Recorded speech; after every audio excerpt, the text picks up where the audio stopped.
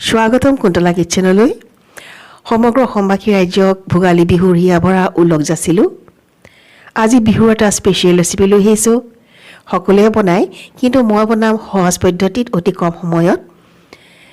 ভিডিঅ'টো দেখি নিশ্চয় গম পাইছে লাৰুৰ ৰেচিপি। কিন্তু এই লাৰুটো কিহৰ ধৰিব পাৰিছেনে বাৰু? লাৰুটো হৈছে চুজিৰ লাৰু। খুব সহজে কম সময়ত আৰু অতি সুস্বাদু হয় এই লাৰুবিধ। বনাবলৈও সহজ। তেন্তে বলক যাওঁ ৰেচিপিলৈ। এখন কেৰাহীত মই ঘিউ লৈছোঁ 2 চামুচ। ঘিউখিনি গলালৈকে আমি ৰ'ব লাগিব। এতিয়া গেছৰ ফ্লেমটো মই হাই ফ্লেম কৰি থৈছোঁ। পিছত কিন্তু আমি গোটেই প্ৰক্ৰিয়াটো ল' ফ্লেমতহে কৰিব লাগিব। অলপ সময় লাগে বনাবলৈ, কিছু সময় দেই, কিন্তু বৰ সহজে আৰু বৰ সোনকালে হয় আৰু বৰ সোৱাদৰ হয়। এতিয়া ঘিখিনি গলি গৈছে। ইয়াত দিম 1 কাপ চুজি আৰু ফ্লেমটো ল' কৰি এতিয়া চুজিখিনি ঘিৰ সৈতে ভালদৰে ভাজি ল'ম। ফ্লেমটো হাই এইকাৰণেই কৰা নাই, যদি হাই কৰা হয় তেতিয়া চুজিখিনি জ্বলি যোৱাৰ ভয় থাকিব। গতিকে ল' ফ্লেমত কৰিলে চুজিখিনি বগা ৰংটো থাকে আৰু সোৱাদো হ'ব খাবলৈ। গোটেইখিনি ভজা ভজা হওঁতে এতিয়া ইয়াত মই দি দিছোঁ অকণমান কাজু। একেবাৰে অপশ্যনেল হয়। কাজুৰ সলনি কিচমিচো দিব পাৰে বা চীনাবাদামো দিব পাৰে বা একো নিদিলেও হয়। মোৰ ওচৰত কেইটামান কাজু আছিল কাৰণে মই কাজু দি দিছোঁ। আৰু এয়া হৈছে আধা কাপ চেনি। যিটো কাপেৰে মই চুজি লৈছিলোঁ সেইটো কাপৰ মই আধা কাপ চেনি লৈছোঁ। এতিয়া গোটেইখিনি বস্তু ভালদৰে আমি ভাজি ল'ব লাগিব। আমি তেতিয়ালৈকে ভাজিব লাগিব যেতিয়ালৈকে চেনিখিনি গলি নাযায়। মনত ৰাখিব ফ্লেমটো কিন্তু একদম ল' ফ্লেম হ'ব লাগিব। মই ল' ফ্লেমত ভাজি আছোঁ।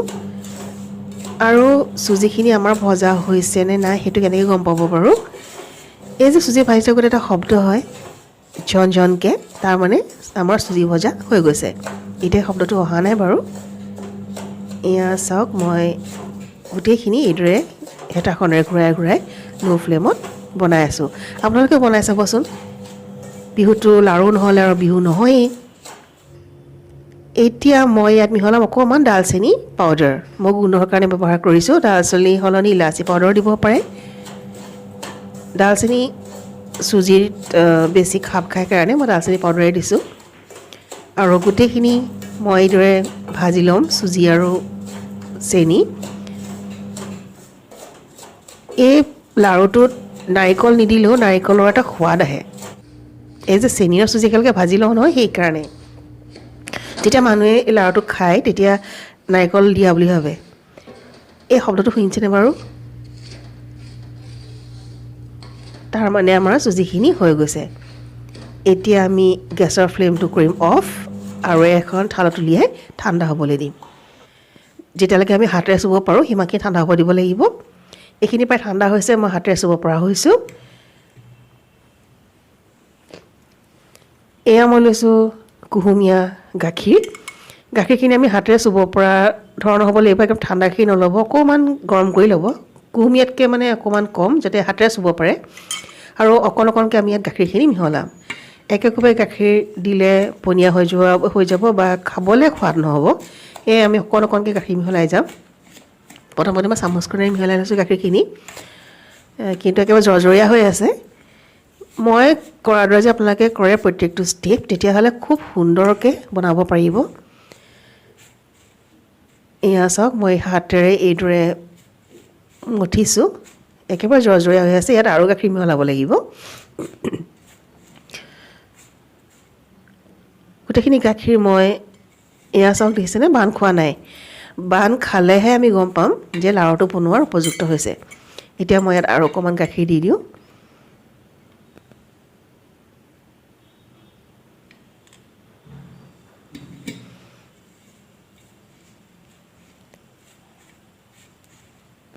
এতিয়া গোটেইখিনি চুজিৰ লগত অকণকৈ গাখীৰখিনি এনেকৈ মঠিয়াই মিহলাই যাম। এতিয়াও বান খোৱা নাই, তাৰমানে আমি ইয়াত আৰু অকণ গাখীৰ দিব লাগিব।